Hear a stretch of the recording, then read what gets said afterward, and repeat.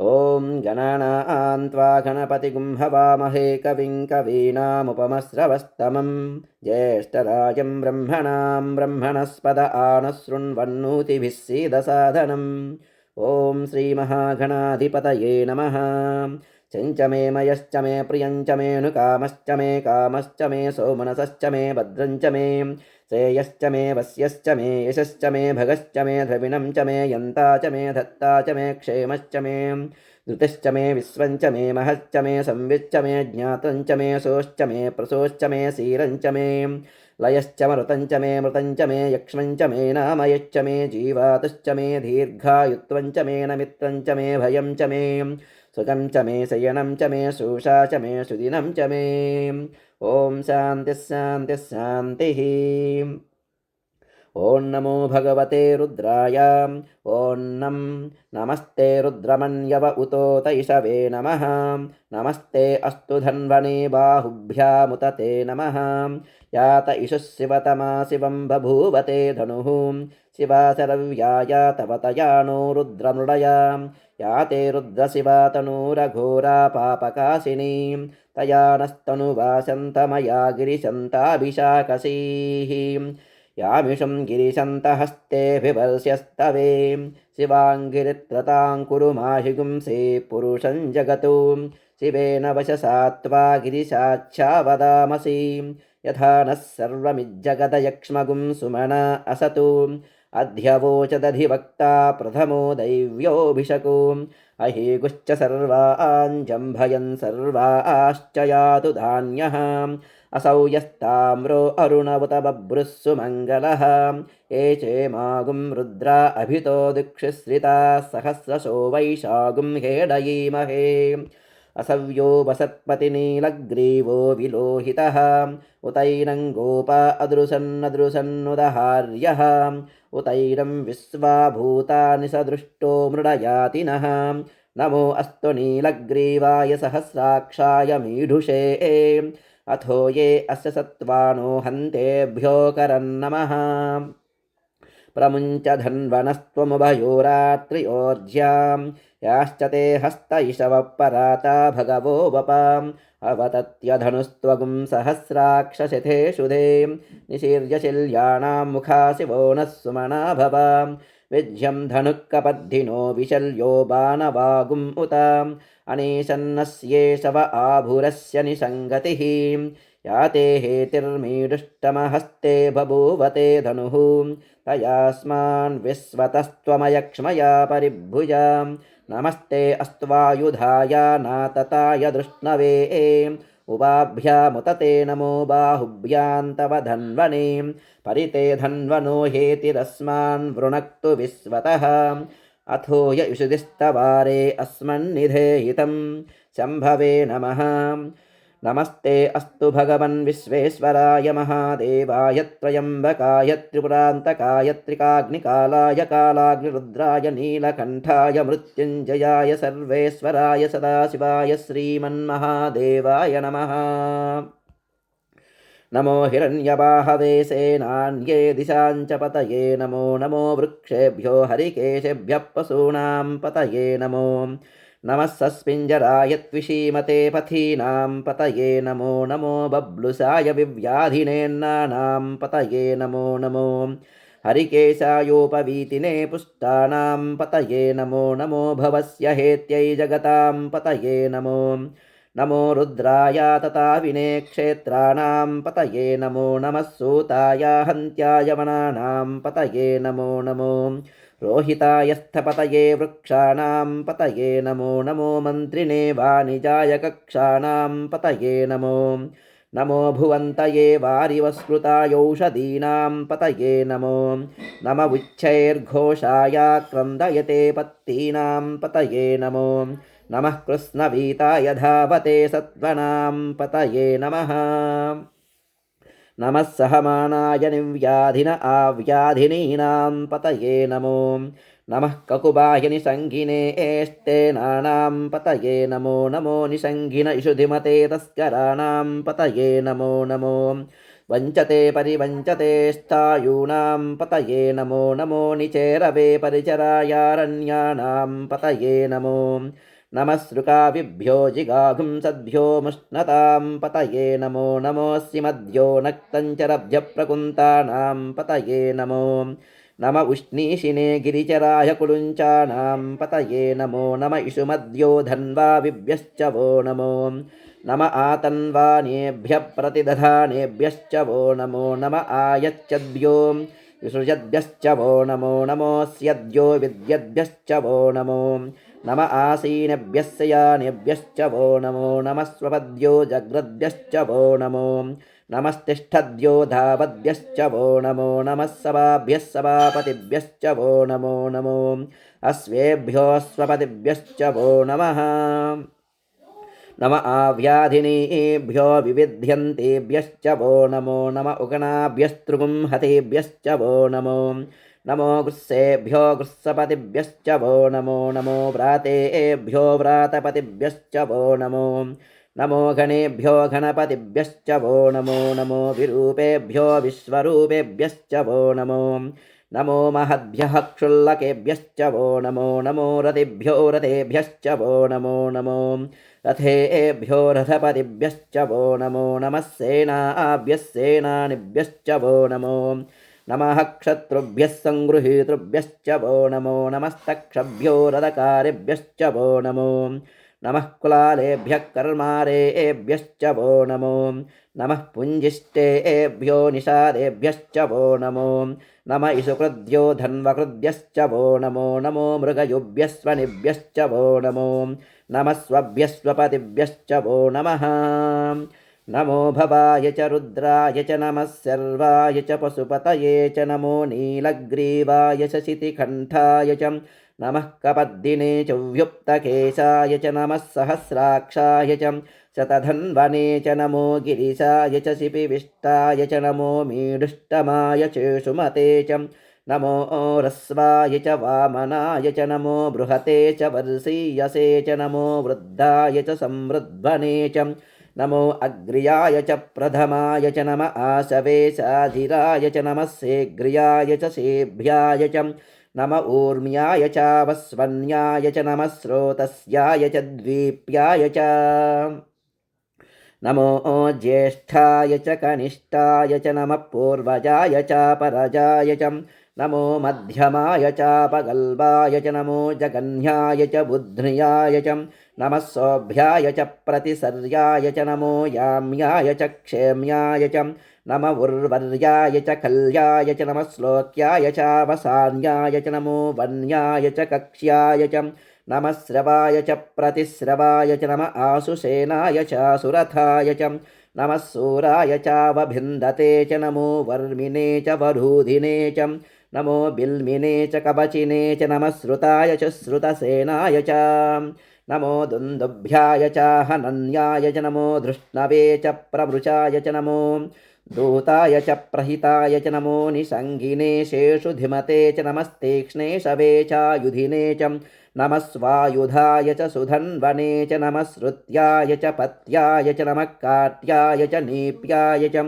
नमः सोऽध्याय च सरस्याय च नमो नाध्याय च वैशन्ताय च नमः कूप्याय च वट्याय च नमो वर्ष्याय च वर्ष्याय च नमो मेघ्याय च विद्युत्याय च नम ईध्याय च तप्याय च नमो वात्याय च रेश्म्याय च नमो वास्तव्याय च वास्तुपाय च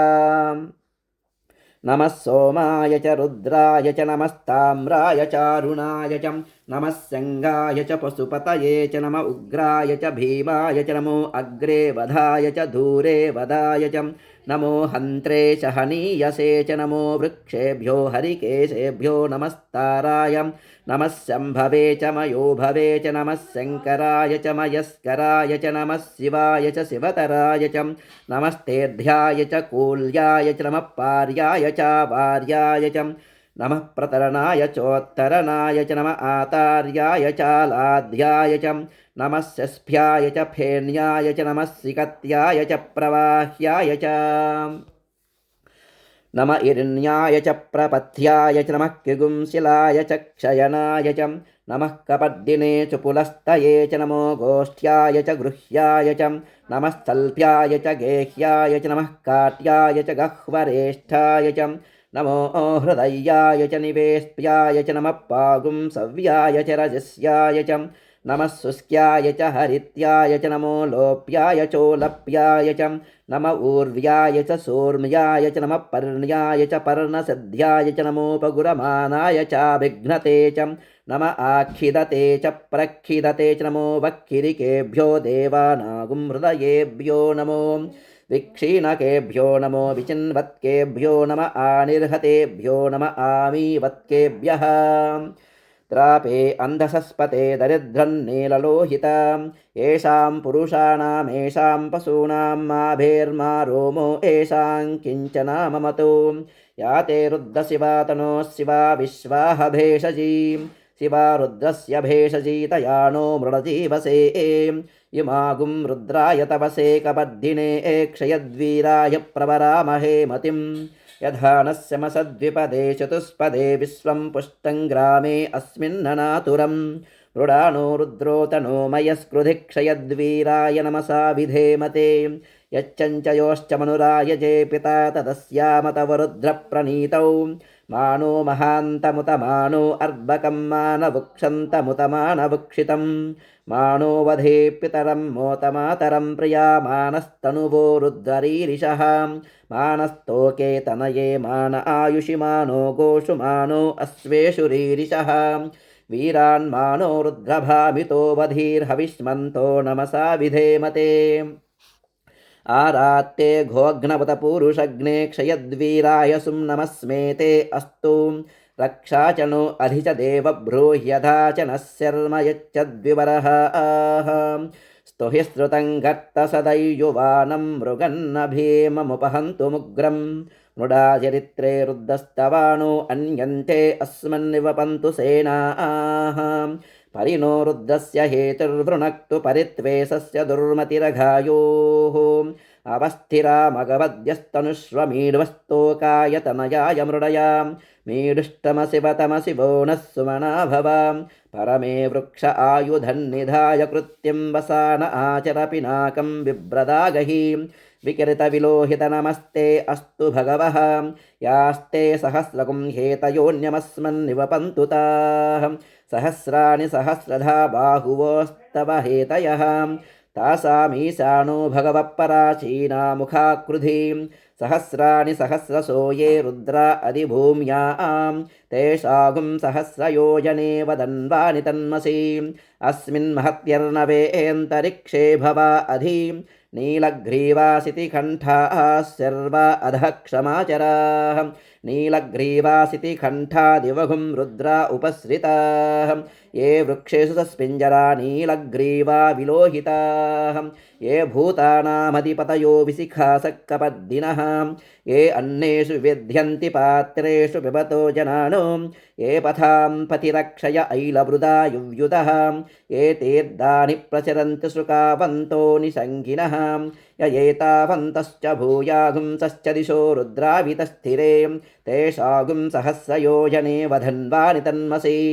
नमो रुद्रेभ्यो ये पृथिव्या ये अन्तरिक्षे ये दिवि येषामन्नं वातो वरुषमिश्रमस्तेभ्यो दश प्रासेर्दश दक्षिणा दश प्रतीशेर्दशोदीशे दशोर्ध्वास्तेभ्यो नमस्ते नो मृडयन्तु तेयं जिस्मो यश्च नो द्वेष्टितं वो जम्भे दधामि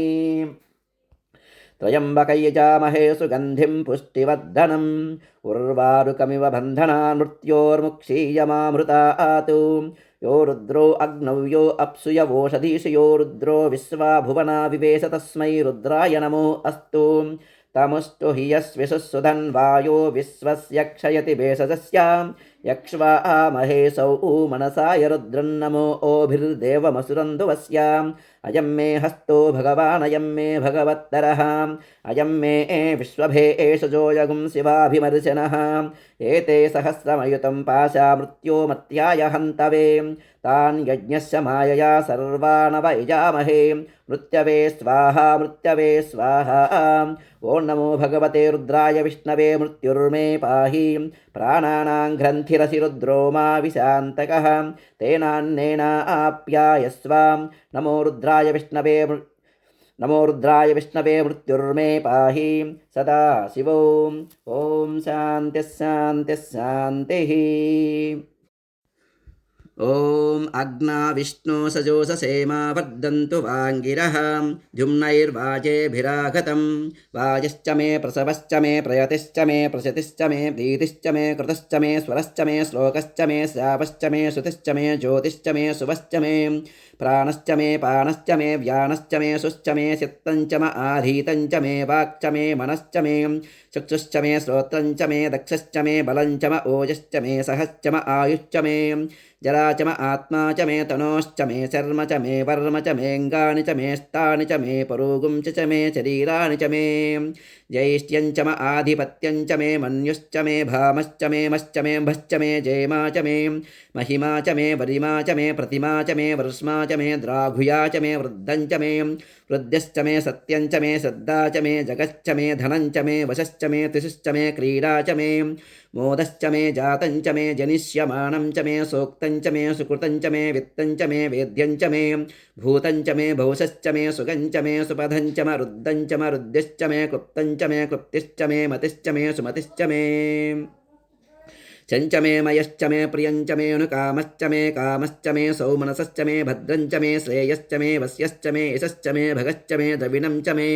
यन्ता च मे धत्ता च मे क्षेमश्च मे तुतश्च मे विश्वञ्च मे महश्च मे संविच्च मे ज्ञातञ्च मे सोश्च मे पृथोश्च मे सीरञ्च मे लयश्च मरुतञ्च मे मृतञ्च मे यक्ष्मञ्च मे नामयश्च मे जीवातुश्च मे दीर्घायुत्वञ्च मे नमित्रञ्च मे भयं च मे सुगं च मे शयनं च मे शूषा च मे सुधिनं च मे ऊर्च मे सूनृता च मे पयश्च मे रसश्च मे घृतञ्च मे मधु च मे सग्दिश्च मे सपीतिश्च मे कृषिश्च मे वृष्टिश्च मे जैत्रञ्च म औदिद्यञ्च मे रयिश्च मे रायश्च मे पुष्टञ्च मे पुष्टिश्च मे विभुच मे प्रभुच मे भौच मे भूयश्च मे पूर्णञ्च मे पूर्णतरञ्च मे कुतुश्च मे कूयवाश्च मे अन्नञ्च मे क्षुच्च मे व्रेहयश्च मे यवाश्च मे मासाश्च मे तिलाश्च मे मुद्गाश्च मे कल्वाश्च मे गोधूमाश्च मे मसुराश्च मे प्रियङ्गवश्च मे नवश्च मे श्यामाकाश्च मे नीवाराश्च मे अस्मा च मे मृत्तिका च मे गिरयश्च मे पर्वताश्च मे सिकताश्च मे वनस्पतयश्च मे हिरण्यञ्च मे यश्च मे शीसञ्च मे त्रपुश्च मे श्यामञ्च मे लोहञ्च मे अग्निश्च म आपश्च मे विरुधश्च म ओषधयश्च मे कृष्णपत्यञ्च मे ग्राम्याश्च मे पशव आरण्याश्च यज्ञेन कल्पन्ता वित्तञ्च मे वित्तिश्च मे भूतञ्च मे भूतिश्च मे वसुस मे वसतिश्च मे कर्म च मे शक्तिश्च मे अद्धश्च म एमश्च म इतिश्च मे गतिश्च मे अग्निश्च म इन्दश्च मे सोमश्च म इन्दश्च मे सविता च म इन्दश्च मे सरस्वती च म इन्दश्च मे पूषा च म इन्दश्च मे बृहस्पतिश्च म इन्दश्च मे मित्तश्च म इन्दश्च मे वरुणश्च म इन्दश्च मे त्वष्ठा च म इन्दश्च मे धाता च म इन्दश्च मे विष्णुश्च म इन्दश्च मे चिनौ च म इन्दश्च मे मरुतश्च म इन्दश्च मे विश्वे च मे देवा इन्दश्च मे पृथिवी च म इन्दश्च मे अन्तरिक्षञ्च म इन्दश्च मे द्यौश्च म इन्दश्च मे दिशश्च म इन्दश्च मे मूर्धा च म इन्दश्च मे प्रजापतिश्च म इन्दश्च मे अगुंसुश्च मे रश्मिश्च मेधाभ्यश्च मेधिपतिश्च म पागुंसुश्च मेऽन्तर्यामश्च म ऐन्द्रवायवश्च मे मैत्रा वरुणश्च म आश्विनश्च मे प्रतिप्रस्थानश्च मे शुक्रश्च मे मन्ती च म आग्रयणश्च मे वैश्वदेवश्च मे ध्रुवश्च मे वैश्वानरश्च म ऋतुग्रहाश्च मे दिग्राह्याश्च म ऐन्द्राग्नश्च मे वैश्वदेवश्च मे मरुत्वदीयाश्च मे माहेन्द्रश्च म आदित्यश्च मे सावित्रश्च मे सारस्वतश्च मे पौष्णश्च मे पात्नीवतश्च मे हार्योजनश्च मे यद्मश्च मे बर्हिश्च मे वेदिश्च मे धिष्ण्याश्च मे सुषश्च मे सवसाश्च मे ग्रावानश्च मे स्वरवश्च प्रवाश्च मे धिसवने च मे द्रोणकलशश्च मे वायुव्यानि च मे पूतवृच्च म आधवनीयश्च म आग्नेयेन्द्रञ्च मे हविर्दानञ्च मे गृहाश्च मे सदश्च मे पुरोडाशाश्च मे पचिताश्च मे वृतश्च मे स्वगाकारश्च मे अग्निश्च मे घर्मश्च मेऽर्कश्च मे सूर्यश्च मे प्राणश्च मे शमेधश्च मे पृथिवी च मे दितिश्च मे दिशिश्च मे सुजोश्च मे सक्वरीरङ्गुलयो दिशश्च मे यज्ञेन कल्पन्तामृश्च मे सामच मे स्तोमश्च मे युजुश्च मे दीक्षा च मे तपश्च मृतं च मे होरात्रयोः दृष्ट्या बृहद्दतन्तरे च मे यज्ञेन कल्पेताम् गर्भाश्च मे वत्सा च मे त्रयविच्च मे त्रयवी च मे धित्यवाच्च मे दित्यौही च मे पञ्चाविच्च मे पञ्चावी च मे त्रिवत्सच्च मे त्रिवत्सा च मे तुर्यवाच्च मे तुर्यौही च मे पष्टवाच्च मे पष्टौही च म वृक्षा च मे वसा च म ऋस्वश्च मे वेहश्च मे नड्वाञ्च मे धेनुश्च मम आयुर्यज्ञकल्पतां प्राणो यज्ञेन कल्पतामपानो यज्ञेन कल्पतां यानो यज्ञेन कल्पतां चक्षुर्यज्ञकल्पतागश्रोत्रै यज्ञेन कल्पतां मनो यज्ञेन कल्पतां वा यज्ञेन कल्पतामात्मा यज्ञेन कल्पता यज्ञो यज्ञेन कल्पताम् एका च मे तिस्सच्च मे पञ्च च मे सप्त च मे नव च म एकादश च मे त्रयोदश च मे पञ्चदश च मे सप्तदश च मे नवदश च म एकविंशतिश्च मे त्रयोविंशतिश्च मे पञ्चविंशतिश्च मे सप्तविंशतिश्च मे नवविंशतिश्च म एकत्रिंशच्च मे त्रयस्त्रिंशच्च मे चतुर्दश्च मेष्ठौ च मे द्वादश च मे षोडश च मे विंशतिश्च मे चतुर्विंशतिश्च मेष्टाविंशतिश्च मे द्वात्रिंशच्च मे षट्त्रिंशच्च मे चत्वारिंशच्च मे चतुश्चत्वारिंशच्च मेष्ठाचत्वारिंशच्च मे वाजश्च प्रसवश्चापिजश्च कतश्च शुभश्च मोर्धा च व्यस्नियश्चान्त्यायनश्चान्त्यश्च भुवनश्च भुवनश्चाधिपतिश्च ॐ यदा देवहुर्मनुर्यज्ञनिर्बृहस्पतिरुक्तामदानि सुगुंसु सद्विश्वे देवाः सोक्तवाच पृथिवीमातर्माम् माहिगुंसेर्मधुमनिष्ये मधुजनिष्ये मधुवक्ष्यामि मधुवदिष्यामि मधुमतीं देवेभ्यो वाचमुद्यासगुं शुश्रूषेण्या मनुष्येभ्यस्तं मा देवा अवन्तु शोभायै पितरोऽनुमदन्तु ॐ शान्तिः शान्तिः शान्तिः।